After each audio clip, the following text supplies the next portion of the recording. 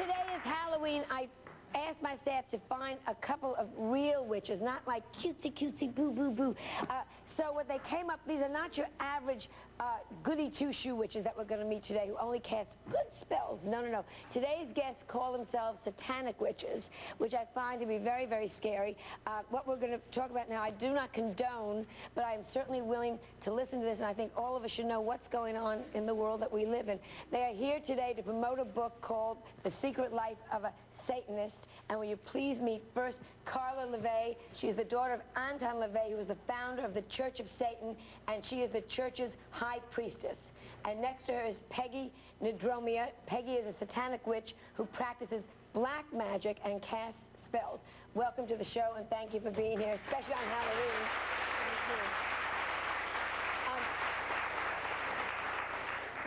And before we go into exactly what we all make happy silliness out of Halloween. Is Halloween a very important day to you and a sacred day to you, the way Christmas or Hanukkah or something is, or? Well, it's a fun day. It still is fun. It's a fun day, yeah. And we think that people should have as good a time as possible, as we think they should every other day. That's what Satanism is all about. Now, what is a Satanist exactly? Simply, tell me simply.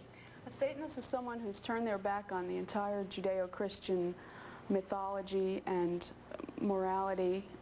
They've turned their back on the whole idea of having a God to adore and an afterlife to look forward to. Satanists are live for themselves, and they live for this life here and now.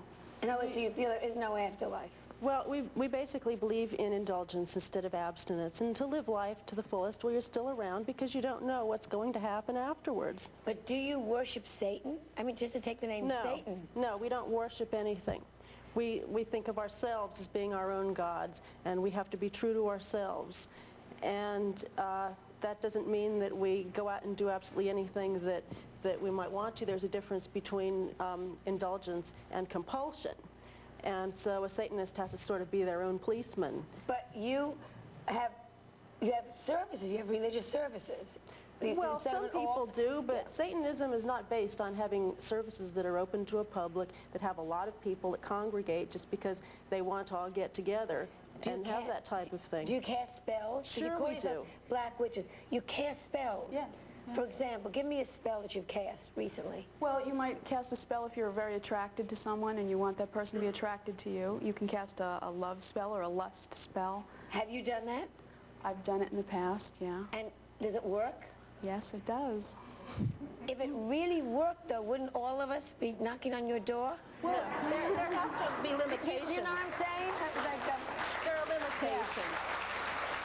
Could you just throw a little something Robert Redford's way? You know, I'd be very happy. No, see, that's where it comes in. Yeah. That's how you have to really know yourself. And what about... because you can't expect that you're like a man that's not really very attractive at all, physically or whatever, and expect some actress, a major movie actress, to fall madly in love with you unless you have something to offer. It has to be something in your own realm. What about bad spells? Well, your father now was a founder, and they said he put a spell over Jane Mansfield, and it backfired. No, it wasn't on Jane Mansfield. All no, right. You want to hear that story. Everyone wants to hear. Well, sure. Everyone wants to hear the Jane Mansfield story. Not Jane Mansfield anymore, but everybody else. The Jane Mansfield and the Marilyn Monroe and all that. Jane Mansfield was a follower of the Church of Satan. She came to San Francisco in 1966 for the San Francisco Film Festival, and she had wanted to meet my father. She'd seen him on TV, and she seemed to sort of fall madly in love with him. He became her guru. And there was never any curse on Jane Mansfield. She simply wanted to be a witch. She was interested in learning how to practice magic. And at that time, her attorney, Sam Brody, was her boyfriend.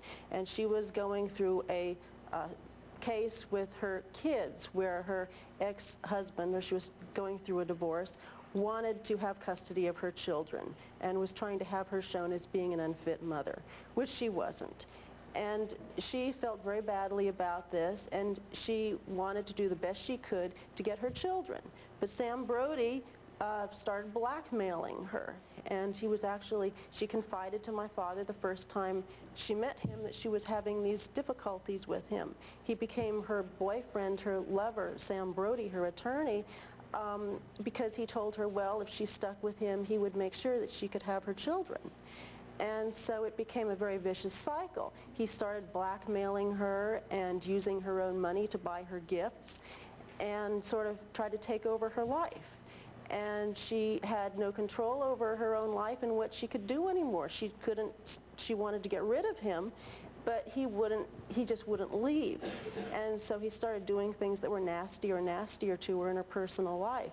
And when Jane liked my father so much and always wanted to come up to San Francisco, Sam Brody started doing some very nasty things in retaliation because he was jealous of the fact that Jane liked my father.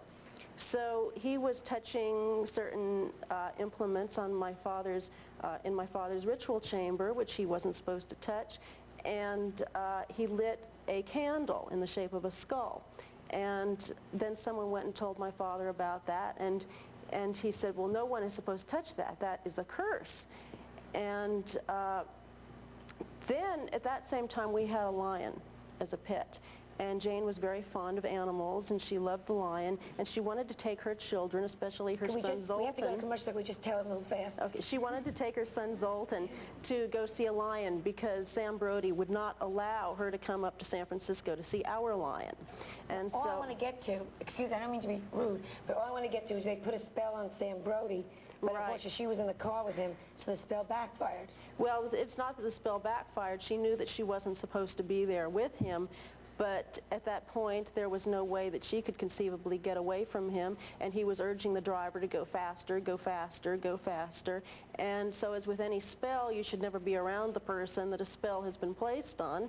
And it was very, very unfortunate, and my father felt very badly about it. It was a very horrible thing that happened. So it was never intentional that it was on Jane Mansfield. It was against Sam Brody. Let me ask, because we have to go to commercial. I'm sorry, because I would love to spend more time with the two of you. Can you put a good spell on people? Yes. Would you put a good spell just to dispel all this?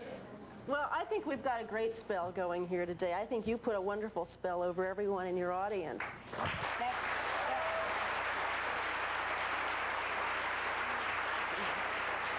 The book is called The Secret Life of a Satanist, and we'll be right back. I thank the two of you so very much for being on the show. Thank you. We'll be right back.